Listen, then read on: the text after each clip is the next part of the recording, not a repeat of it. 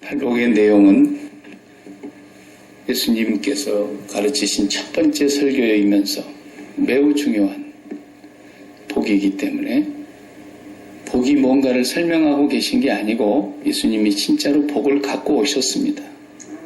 예. 복의 지침을 말씀해 주시는 것도 아니고 뭐가 복이다 이런 걸 알려주려고 그런 것이 아니라 복의 근원자이신 예수님이 이 땅에 오실 때 이미 복을 갖고 오셨어요.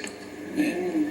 그 복을 우리가 누리고 살려고 십자가에 죽으시면서 그 복을 우리에게 다 약속하시고 그 복을 갖고 살으라 그러는데 예수를 믿는 사람들이 팔복은 얘기를 거의 안 하고 오복만 얘기한다. 오복만. 네.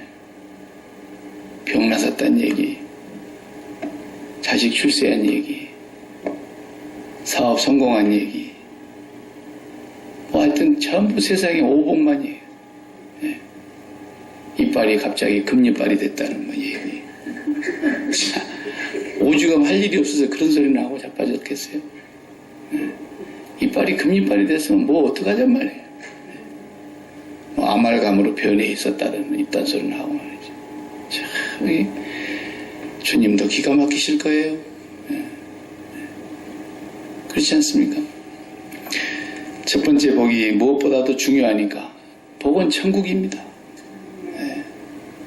그 천국에 아버지가 계시는데 그분은 복의 근원자이시고 복을 주시기도 하고 거두시기도 하고 한없이 복을 주셔도 모자람이 없이 넘치도록 한 사람만 복 주는 게 아니라 이 땅에 70억의 인구를 다 복을 주어도 그 주님의 복을 받게 되면 그 복을 누리는 사람의 마음에는 부족함이 없음을 느끼게 할 정도로 복을 많이 주시는 그런 하나님 아버지이신데 그분이 우리에게 첫 번째 복은 천국이다.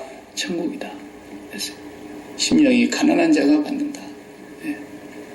마음을 하나님께 다 쓴 사람이라야 된다 그랬어요. 마음을 하나님께 다 써야 된다. 두 번째 오늘 복을 주님이 가져오셨는데 위로의 복을 주신다는 겁니다. 두 번째 복이 위로의 복이에요.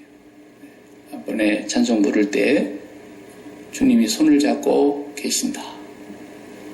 주님이 함께 하신다. 약속을 하셨잖아요. 내가 세상 끝날까지 우리가 이 땅에 세상 끝날까지 함께 계시겠다는 거예요. 그리고 이 세상 끝나면 영원히 함께 계실 거니까. 이 세상 끝날까지 함께 계시는 이 위로의 복을 약속을 하셨단 말이에요. 그러니까 이 복이 뭐냐고 설명하려고 오신 게 아니고 이 복을 주고 가셨다. 이 복을 찾아서 이 복을 누리고 살아야 되는데 절대로 주님이 세상 끝날까지 함께 계신다는 것은 누리지를 못하고 어떻게 해야 사람들이 다 복을 누리고 삽니까? 돈이 옆에 많이 굴러 들어와요. 위로를 받는 거예요. 위로를. 돈으로 위로받고 살잖아요. 그죠? 네. 자식 잘 되는 걸로 위로받고 살지 우리? 그죠? 네. 병 낫는 것 갖고 위로받고 살고. 네. 여기는 뭐 별로 그런 일이 없어서 좋지만은 우리 고국 같은 데는 집을 하나 사놨는데 막 3배로 뛰었다 그래가지고 네. 그런 걸로 위로받고 사는 거예요. 주님이 기가 막히신 거예요. 세상 사람들하고 교회 다니는 사람들하고 똑같아. 복이 똑같고 기쁨의 이유가 똑같고 슬퍼하는 이유가 똑같고 서러워하는 이유가 똑같고 열받는 이유가 똑같고 예? 다 똑같은 거예요. 그러니까 세상 사람들이 수단과 방법을 다 동원해서 그 사람들은 그런 걸로 위로받으려고 그러니까 예수 믿는 사람은 못 따라갑니다.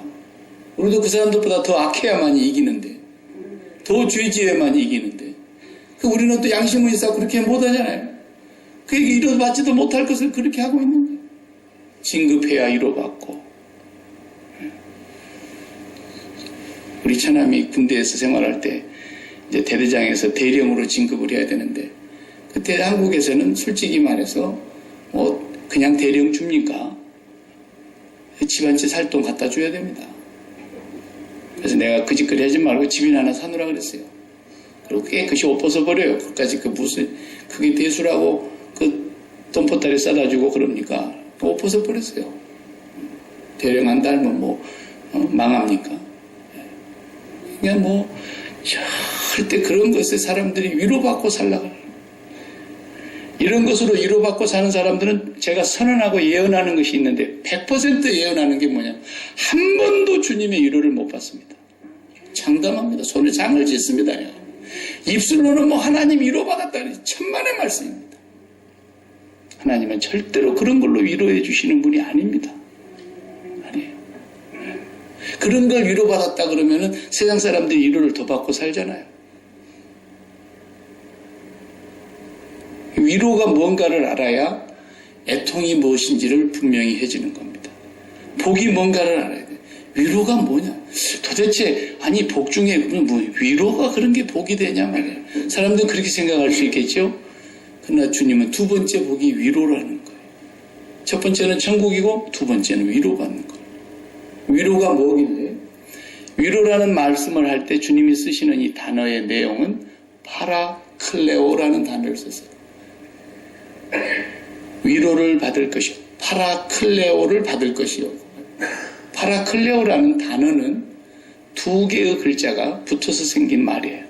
전치사가 하나 앞에 붙어 있는 건데 파라라는 말과 클레오라는 말이 두 단어가 붙어서 파라클레오 그러면은 성경에 위로라는 말로 번역을 한 겁니다. 파라라는 말은 뭔 말이냐면 곁으로 그런 뜻이에요. 곁으로. 그래서 내 다음 주일이 오순절 성령 강림절이라 그럴 때 성령님이 오셨다 그러는데 성령님을 성경에서 뭐라고 표현했어요? 보혜사라 그랬대요. 보혜사. 보혜사라는 말도 위로라는 말에서 왔어요. 보혜사라는 단어가 파라클레토스예요. 파라클레토스. 명사로. 근데 앞에 파라가 붙었고 클레오라는 말이 똑같이 붙었잖아요. 파라클레오. 곁으로라고 나란히 그런 뜻이에요. 나란히 같이 있는 거예요. 이 곁에 있는 거, 옆에 바로 있는 거예요. 그럴 때 파라라는 말을 쓰고 클레오라는 말은 콜이라는 말이 거기서 온 거예요. 클레오, 콜, 부른다라는 거예요. 옆으로 그래요. 야, 박일기 이리 와. 여기 내 옆에 앉아. 이것이 파라클레오라는 거예요. 파라클레토스, 보혜사라는 말도 똑같은 말인데 곁으로 부른다. 그 말에서 왔어요. 그러니까 파라클레토스라는 보혜사라는 성령님의 별칭이 바로 위로자라는 뜻입니다. 위로자. 네. 위로하시는 분. 그러니까 이 곁에 있다는 말이 도대체 얼마나 그게 위로가 된다는 얘기냐라는 거죠. 사람도 우리가 어려운 일을 닥치고 그러면은 내 혼자서 그냥 하늘이 무너지는 것 같고 땅이 꺼지는 것 같을 때에 누가 옆에 한 사람이 나란히 있기만 해도 조금 위로가 되는 때가 있어요. 그죠? 내 속을 알아주는 사람이 있어. 해결을 못 해주더라도 내 속을 알아주면서 내 옆에서 위로라도 한마디 던지면서 같이 울어주고 같이 슬퍼하고 같이 애통해하는 그런 사람이 옆에만 있어도 조금 위로가 되는 거 있지 않습니까? 또 자기가 미리 그걸 겪어봐가지고 내가 옛날에 이거 겪어봤는데 저 사람도 그걸 겪고 있구나.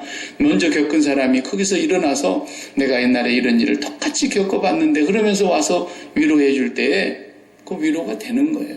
곁에 나란히 부른다. 그런 말이에요. 나란히 옆으로 부른다. 파라클레오. 저도 그런 경험을 해봤어요. 이 세상에서 인간적으로 경험을 언제 해봤냐면 군대 생활을 하면서 논산에서 이제 훈련을 다 마치고 나는 군대 생활이 이제 부대 배치를 받을 줄 알았더니 논산에서 훈련한 건 다 무효고 공수부대로 그냥 원하지도 않은 데 끌려갔어요. 강제로 끌려간 거예요. 제가 간다고 눈꽃만큼도 얘기 안 했는데. 그래 끌려가가지고 거기서 한 6개월 동안 훈련을 받는데 꼭 이 삼복도이더라고 또 하필. 예? 어떻게나 더운 삼복에 공수부대 훈련에 딱 걸려가지고 6개월 동안을 땡볕에서 거의 흑인이 되다시피 그냥 새카맣게 구워져가지고 훈련을 받고 다 끝나고 난 뒤에 이제 공수부대 베레모 탁 씌워주고요.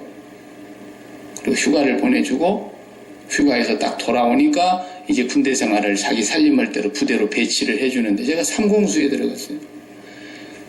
처음으로 신병이 부대 들어가면요.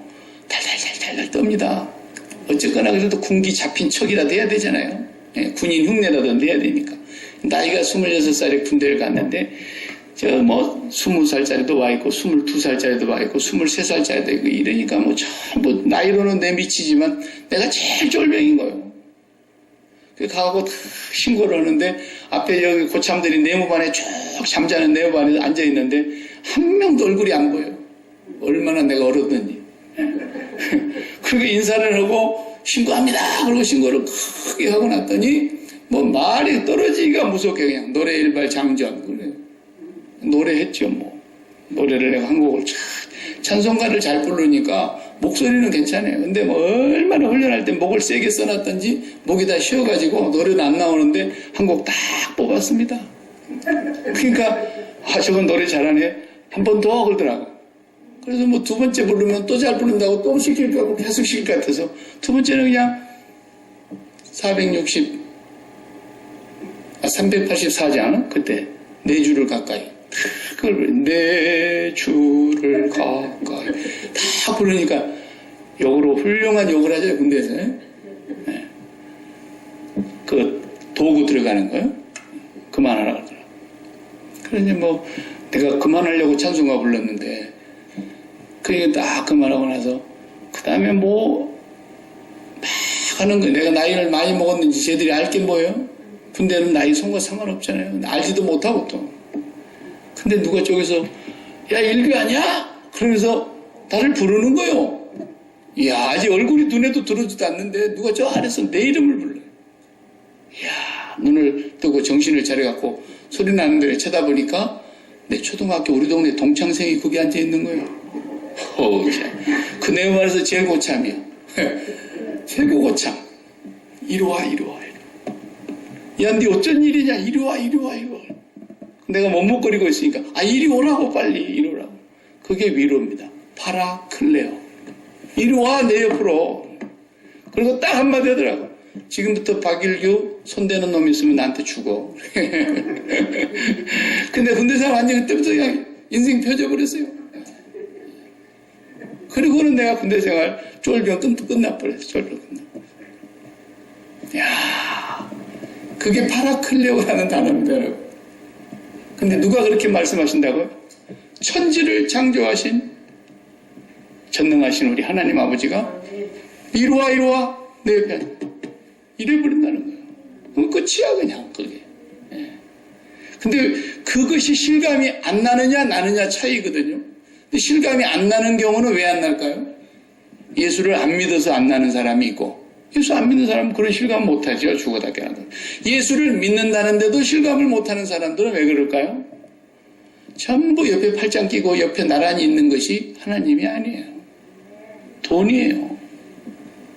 자식 출세하고 막 자식이 명문대학 들어가고 막 그런 거 말이죠.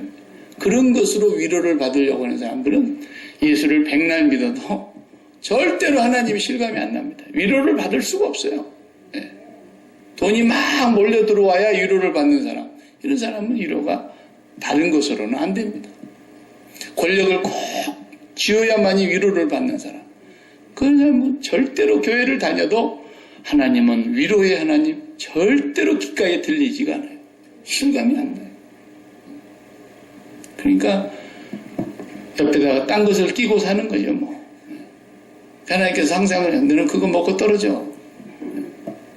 하나님의 위로라는 건 죽는 날까지 경험을 못하고 어떻게 보면 정확하게 정직하게 말하면 예수 안 믿는 거예요. 예수 안 믿는 거예요. 예수 믿어야 그 위로가 오는 거예요. 진정하고. 근데 하나님이 너무 사랑하시니까 끝까지 위로받는 것을 양팔짱에 끼고 여기는 돈을 끼고 여기는 자식 끼고 여기는 또 뭐 애인 끼고 여기는 권력 끼고 막 이러고 사니까 하나님께서 그게 위로가 아니야. 그러면서 이 팔짱 끼고 있는 하나님이 다 가져가셔요. 그러면 막 떼내려고 그러면은 꼭 2살 먹은 젖먹이 어린아이 저 애미한테서 떼놓으려고 하는 것처럼 막 안 떨어지려고 막 얼마나 부르짖고 와서 금식하고 기도합니까? 거기다 목사가 또 도와주죠. 막 같이 내가 같이 금식하면서 기도해 줄게. 하나님이 떼려고 그러는데 목사까지 다 같이 달라붙어 갖고 안 떼요.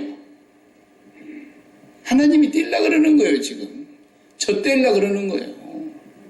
하나님 떼내시려고 그러는 거예요. 그리고 다 떼내고 떼냄을 당하고 난 뒤에서 그 다음 좋아하는 찬송가가 뭔지 아십니까? 참 보여지옵소서. 손 들고 온대 그때서. 근데요 그때 위로를 받습니다. 그때 진짜 위로 받아요. 왜? 아니 위로할 게 아무것도 없잖아요. 남편이 위로가 됩니까? 자식이 위로가 됩니까? 뭐 부인이 위로가 됩니까? 진짜로 위로될 게 하나도 없이 쫄딱 나가고 나가요. 그때 전부 여지없어서. 그러고 하나님 앞에 오는데 그때 진짜 하나님이 살아계시구나. 하나님의 위로를 그때서 느끼는 거예요. 그때서. 하나님이 그 위로를 주시려고 떼내신 거였어요. 사실은. 그러니까 되게 뭔가 아프다 그러면 아 이거 떼내려고 그러는구나 하나님께서. 그걸 빨리 감지하셔야 됩니다. 그게 오늘 주님께서 우리에게 위로를 주실 것이요. 그랬어요. 어떤 사람에게? 애통하는 사람에게. 또 애통이 뭔지를 그럼 알아야 되겠죠. 애통이 뭐냐? 애통이라는 단어가 복잡한 거 아니고 구약에서 이 말이 처음 쓰여지는 말이 어디냐면 야곱이 요셉을 잃어버렸을 때 창세기 37장에 보면 아시죠 여러분? 그 형들이 요셉의 옷을 벗겨가지고 채색 옷을 벗겨서 염소의 한 마리 잡아가지고 양 한 마리 잡아가지고 피를 잔뜩 발라서 번복을 해가지고 요셉의 옷입니다. 우리가 오다 보니 요셉의 옷이 틀림없는데 짐승이 갈기갈기 찢어서 먹어버리고 옷은 만신창이가 돼서 피투성이 되어 있는 옷을 우리가 발견했습니다. 이랬을 때에 야곱은 진짜로 꼴딱 속았어요. 정말로 죽은 줄 알았어요. 그때 야곱이 37장 34절에 보면 애통하여 울었다 그랬어요. 그때 그 단어 애통이라는 단어가 여기 예수님이 말씀하신 신약 성경의 애통이라는 단어와 같은 단어예요. 여러분 생각해 보세요. 자식 잃었을 때의 그 애통함, 생때 같은 자식을 잃어버렸을 때의 그 애통함, 그 애통함이 있는 사람은 위로를 받는데. 근데 그 말로도 오늘 예수님이 말씀하신 애통이라는 말은 표현이 안 됩니다. 잘. 왜냐하면 요 자식 잃었을 때의 애통함이나 혹은 뭐 그냥 일생 동안 쌓아 올렸던 자기의 공든탑이 하루아침에 다 쫄딱 망해서 무너져 버렸다. 그랬을 때의 그 애통함, 그런 애통함들은 예수님이 말씀하신 애통함과는 사실은 또 내용이 달라요. 왜냐하면 자식을 잃었거나 사랑하는 부모를 잃었거나 남편을 잃었거나 아내를 잃었거나 뭐 하여튼 내가 소중히 여기는 어떤 것을 잃어버렸을 때 그때 그 창자가 끊어지는 것 같은 단장의 고통이라 그러죠.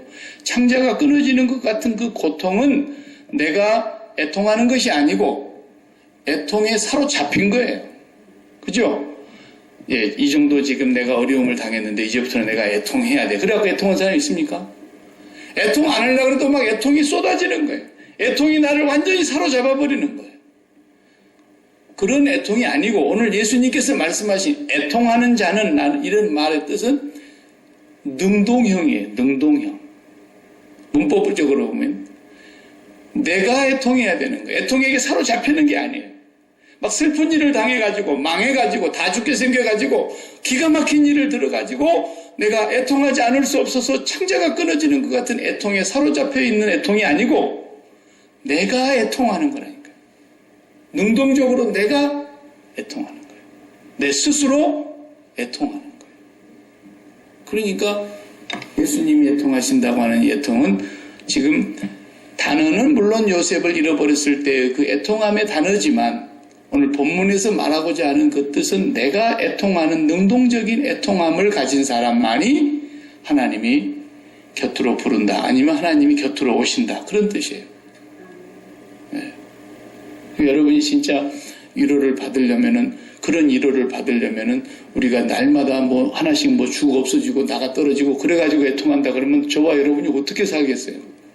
오늘은 큰아들 죽고 내일은 둘째 아들 죽고 모레는 막내딸 죽고 저 같으면 막 그래야만이 애통할 거 아닙니까? 그런 애통이 아니라고. 단어는 그 뜻인데 예수님 말씀하신 애통은 애통에 사로잡혀 있는 자가 위로를 받는다는 말이 아니고 내가 애통하는 자, 내가 애통하는 자, 내가 능동적으로 자발적으로 애통하는 자, 그 사람이 하나님이 날마다 곁으로 부르셔서 하나님이 함께해 주시고 너 이리 와, 내 옆에 와, 여기 앉아있어. 그럴 때 우리가 보면 살다 보면 좀 겸연쩍은 자리가 있어요. 이렇게 사람들이 와서 앉아있는데 친하게 아주 그냥 허물이 없이 있는 사람들의 자리에는 내가 쑥 가서 앉을 수가 있지만은 여기 대통령 앉아있고 여기 뭐 국회의장 앉아있고 막 이런 그 어려운 자리 있지 않겠습니까? 그런 자리는 내가 어디 앉아야 될지 참 애매하다고요. 저도 옛날에 새끼 전도사 했을 때 교육 전도사 참으로 신학교에 이제 다녔다고 어느 날 나보고 누가 전도사라고 부르는데 전도사라고 부르는 것조차도 부담스러워. 그런데 막 담임 목사님 계시지 장로님들 쭉 계시지 나보다 먼저 온 부목사님들이 있지 부목사님 밑에 또 그 뭐예요 전도사님들이 있지 전임 전도사님 풀타임 전도사님 나는 이제 새끼 전도사니까 학교 다니면서 파트타임 전도사. 그러면은 어디 앉아야 될지를 몰라요. 연말에 식사를 한다고 다 모여가지고 식사 초청을 하여서 이제 뭐 몇 시까지 어느 식당에 모여라 그러면 내가 어디 앉아 있어야 되지. 그리고 또 들어오면 또 일어서야 되고 들어오면 또 일어서야 되고 바딴 것이잖아. 전도사 새로 왔구나. 또 이제 권사님들이 이렇게 딱 보면 새 얼굴이니까. 네. 근데 담임 목사님이 박 전도사 이리 와. 내 옆에 앉아. 그러면은요 굉장히 그냥 부담스럽지만 그 옆에 딱 가서 앉아 있으면 편안한 거예요. 그잖아요? 네. 그 옆에 앉아 있는. 그 하나님께서 항상 나를 너 내 옆으로 와서 앉아 있어 여기. 이렇게 하시든지 아니면 내가 항상 너와 함께 있을 거야. 세상 끝날까지 내 옆에 있을 거야. 이렇게 해주시든지 그러나 저러나 옆에 있는 거 아닙니까? 나란히 옆에 있는 거예요. 이 믿음과 이 은혜가 날마다 실감나게 막 살아야 되는 거죠. 그렇게 산 사람들이 다윗이에요. 다윗이 그러니까 그냥 골리앗 앞에 가서 1대1로 붙었는데 사울 왕은 자기에다가 자기 밑에 장수가 얼마나 많습니까? 군인이 얼마나 많습니까? 그렇게 많은 부하를 거느리고 있어도 벌벌벌벌 떨고 있는데 다윗은 1대1로 붙는데도 말이야. 너 오늘 공중에 나는 새의 밥이 될 거야. 이야, 이런 당당함이 어디서 나오겠어요? 7명의 아들이 싹 지나가는데도 하나님이 너 내 옆에 와서 앉아. 그런 사람이 한 명도 없는데 양치기 목동 데려와 빨리 가 데려와. 그건 내 옆에 앉힐 거야. 그러면서 기름을 딱 부어서 성령이 그에게 임하시니까 그때부터서 다윗은 뭐 기고만장한 거예요. 기고만장이라는 말이 별로 좋지 않은 어감이 갖는 말이지만 하나님 앞에서 그런 은혜가 있는 거예요. 예. 지구가 동그랗게 생겼는데 그냥 지구를 그냥 쑥 밀면 저쪽으로 옮겨갈 것 같은 그런 자신감. 하나님이 우리 아버지다. 하나님이 나를 내 옆에 앉히시고 하나님 옆에 앉히시고 하나님이 내 옆에 와셔서 내가 너와 영원히 함께 있을 거야. 이런 그 실감나는 은혜. 이것이 위로를 받는다고 한다면 애통하는 자에게 그걸 주시겠다는 거니까 애통이라는 것은 정말 말 그대로 요셉이 사라졌을 때의 야곱의 애통 또 그런 애통이 구약에 어디에 나와 있냐면 우리 다윗을 봤잖아요. 그 못된 압살롬 자식이 죽는데도 그래도 아버지는 아버지잖아요. 내 아들 압살롬아 내 아들 압살롬아 내가 대신 너 대신 내가 죽었으면 좋았을 것을 내 아들 압살롬아 그러면서 다윗이 울었다 그랬잖아요. 그 애통 그때도 그런 단어예요. 그게 네. 그리고 우리는 어떻게 그렇게 애통할 수 있죠? 우리가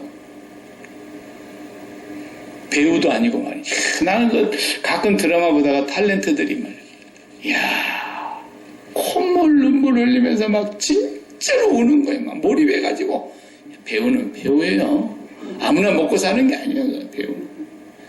어떻게 집에다 멀쩡한 자기 안에 놔두고 진짜 마누라처럼 저러고 하는 거야. 이야 집에 남편 놔두고 어떻게 저렇게 남의 남편을 진짜 남편처럼 저렇게 하는 거야. 배우는 배우예요. 우는 것도 너무 그냥 적나라하게 울고 몰입해서 우니까요. 이제 드라마보다 나도 울더라고 오늘 보니까. 야, 배우는 배우요. 우리는 그렇게 애통할 수 있나요? 배우도 아닌데. 어떻게 자발적으로 애통할 수 있어요, 우리가? 그래서 주님께서 우리를 억지로 막 옆구리 찔러갖고 바늘로 옆구리 찌르고 회복지 찔러갖고 막 애통하라는 얘기가 아니고요. 사도 바울이 고백한 얘기가 그 얘기예요. 나는 날마다 죽는다는 거예요. 멀쩡히 살아있는 사람이 멀쩡한 거짓말을 왜 합니까? 이렇게? 멀쩡히 살아있는 사람이 나는 날마다 죽노라 이러고 있는 거예요. 그게 애통이라는 것이 이루어졌을 때의 상황이에요. 그게 애통이라는 게 이루어지면은 날마다 죽는 상황이 되는데 뭘 도대체 두고 죽는다는 얘기를 한 것이냐면은 아까 서두에 말한 대로 돈 껴안고 살고 돈으로 위로받고 살고 건강으로 위로받고 살고 자식 잘 되는 걸로 위로받고 살고 장수하는 걸로 위로받고 살고 뭐 출세하는 걸로 위로받고 살고 또 권력을 가지고 진급하고 막 올라가는 이런 걸로 위로받고 살고 이런 것에 대해서 다 죽는 걸 말하는 거예요. 십자가에서 죽었다는 말이 그 말 아닙니까?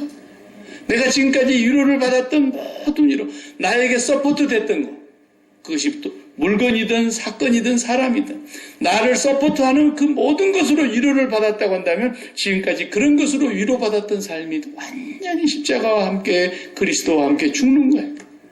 죽으면서 하나님 내가 이제는 자식으로 위로받고 살지 않겠습니다. 나인성의 외아들이 죽었다가 다시 예수님이 무덤가에서 장례식 치르기 직전에 그 관을 메고 가다가 살려주셨는데 난 그 장면을 보면 그 생각이 나요. 여러분 한번 생각해봐요. 그 과부가 얼마나 서럽게 울었겠는가.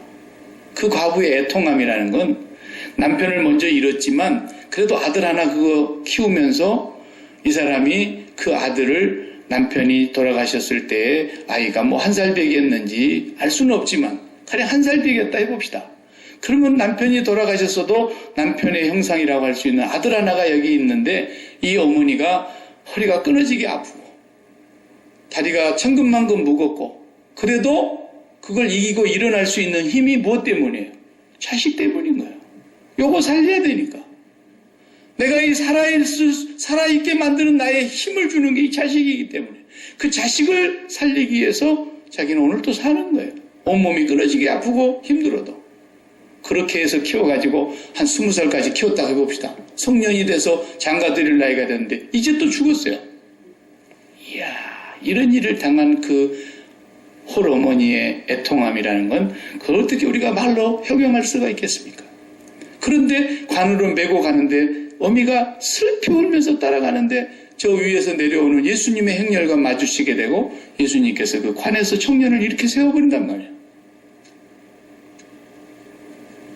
지금까지 이 어머니는 그 아들이 살아야 될 이유였고 목적이었고 나를 살게 해주는 힘이었어요. 근데 그 아들이 죽었기 때문에 살아야 할 이유가 없어져 버린 거고 살아야 할 목적도 의미도 없어져 버린 거 아닙니까? 그런 아들이 죽어버려서 그렇게 서럽게 울면서 애통하면서 가고 있는데 그 아들을 죽음에서 살려버리는 이분은 도대체 누구냐면 그때 이 어머니의 마음속에 아들이 최고였겠어요? 나는 그렇게 보지는 않아요. 내 아들이 아무리 소중하고 이렇게 귀중한 아들이 죽었다가 다시 살아났지만 그것 때문에 기쁘건 기쁘지만 도대체 이 자식을 다시 살려내는 이분은 누구냐? 그 예수 그리스도가 진짜 살아야 될 이유로 바뀌어졌을 거라고 난 믿어요. 그 아들 뭐 얼마 뒤에 또 죽었을 수 있잖아요. 그러나 이 죽은 아들을 살려내 놓으시는 그리고 나에게 다시 안겨주시는 이분은 도대체 누구이기에 죽음도 순종하느냐 이거예요. 그러니까 예수 그리스도가 우리의 살아야 될 이유로 바뀌는 거거든요. 그러니까 지금까지는 내가 자식으로 위로받으려고 그랬는데 이 자식이 죽어버리는 거예요. 권력으로 위로받으려고 그랬는데 권력 있는 사람들 보세요. 대검 중수부장 그러면 날아가는 새도 떨어뜨리는 사람입니다. 없는 죄도 만들어가지고 사람 죽일 수 있는 그런 능력 가진 사람입니다. 대검찰청의 중앙수사본부장 같은 그 정도 돼요. 그래도 죄 지으니까 어떻습니까? 그냥 애들이 인터넷에다가 몇 마디 올려놓으니까 그냥 잡혀가가지고 아무것도 아니잖아요. 그게 위로가 됩니까? 대통령으로도 위로를 못 받습니다. 대통령도 그냥 가만 내버려 둬야 되는 거예요. 옛날 독재 정권 하던 시절 같으면 대통령이 압력을 넣어가지고 야, 걔 살려. 그럼 살렸죠. 요즘은 그렇게 쉽게 안 됩니다. 세상의 어떤 권력이 나를 위로해 줄 것 같아도요. 요즘 뭐 대한항공 뉴스 얘기장 계속 나오잖아요. 예? 온갖 추접한 그냥 그런 그 치부거리가 다 나오고 말이죠. 아우, 난 대한항공 내비리고 얼른 가버리겠어, 그대로. 나 같으면. 그래도 그걸 안 내놓으려고 너무 비참해. 이 세상에 돈이 있다는 사람들, 권력 있다는 사람들, 한때는 굉장한 것 같지만 그 모든 그 부끄러움이 다 드러나고 나니까 아무것도 위로가 안 됩니다. 위로가 안 돼. 눈에 넣어도 안 아플 자식이 막 검찰청 앞에 끌려가가지고 그 자식 마음이 그러는데 부모 마음은 또 오죽하겠어요. 근데 그런 걸 갖고 평소에 다 위로받고 사는 거예요, 사람들이. 그게 뭐 위로가 되는 줄 알고. 근데 정말 하나님의 위로를 받고 싶거든 자발적으로 애통하라는 거예요. 애통할 일이 있어서 애통에 사로잡혀서 애통하는 것 말고 진짜 자발적으로 예수 그리스도 앞에서 십자가에서 그 모든 팔짱 끼고 살았던 네 옆에서 너를 위로해 줄 것이라고 믿었던 그 모든 것을 다 십자가에 못 박으라는 거예요. 언젠가는 남편도 떠나갈 것입니다. 남편이 있는 동안에 나에게 많은 위로가 된 건 사실입니다. 남편 떠나갑니다. 아내도 떠나갑니다. 자식도 떠나갑니다. 돈도 떠나갑니다. 건강도 떠나갑니다. 다 떠나갈 건데 결국 그것으로 위로받고 살려고 하지 말고 영원히 너를 떠나지 아니할 것이고 영원히 나의 의로운 오른손으로 너를 붙들어 주신다고 약속하신 그 하나님이 나의 위로가 되는 그 하나님 곁에서 날마다 이리 와, 내 옆에 있어. 아니면 하나님이 다가왔어서 걱정하지 마. 내가 너의 옆에 있을 거야. 세상 끝날까지 너와 함께 있을 거야. 죽음이 닥쳐와도 외롭지 않고 두렵지 않고 어떤 상황이 닥쳐와도 흔들리지 않는 너희가 세상에서 환난을 당하겠지만 담대하라. 내가 이 세상을 이겼노라. 말씀하신 그 주님이 우리 곁에 있을 거라는 거죠. 우리 막 거친 호흡을 마지막 몰아쉴 때 그때 가서야 천부여 의지 없어서 이제 손 들고 옵니다. 주여 나를 불쌍히 여기시오. 언제 그러겠냐 말이에요. 애시당초 빨리 죽어야지. 십자가에서 빨리 내 마음이 죽어버려야 돼요. 그 사람은 평생토록 하나님의 위로를 경험하면서 살게 될 것입니다. 그걸 약속하신 겁니다. 이 복을 가지고 오신 것입니다. 이 복을 매일매일 누릴 수 있기를 바랍니다. 왜 나만 겪는 고난이냐고 불평하지도 말고 오늘도 내 곁에 오셔서 파라클레토스 내가 너의 곁에 있다. 내 곁에 와서 앉아있으라 하시는 그 주님의 위로를 매일 받으면서 확인하면서 살기 위해서 지금까지 여러분이 가까이 두면서 위로받으려고 했던 거 다 십자가에 못 박아버리시기 바랍니다. 주님이 그럴 때 위로를 주실 것입니다. 기도하십시다. 하나님 감사합니다. 세상 끝날까지 세상은 변하고 인심도 변하고 내 몸에서 난 자식도 변하고 그 모든 물질도 변하고 변하지 않는 것이 아무것도 없지만 세상 끝날까지 내가 너와 함께 있을 것이라고 약속하신 그 주님의 언약의 말씀 오늘도 우리가 굳게 붙잡고 주님 한 번 의지하고 주님으로 위로받고 살기 원합니다. 지금까지 우리가 잠깐 위로받는 것들 때문에 낙심할 때도 많았고 하나님 앞에 원망할 때도 많았습니다. 주님, 내 곁에 위로해 주었던 것이 다 떠나갈 날이 불현듯 다가올 터인데 십자가에서 미리 못 박아 죽은 자답게 살게 하시고 오직 하나님 아버지 한 분이 나의 영원하며 유일한 위로자 되시며 나와 함께 동행하시는 아버지 하나님을 날마다 곁에 모시고 살게 해 주옵소서. 예수님의 이름으로 기도하옵나이다. 아멘.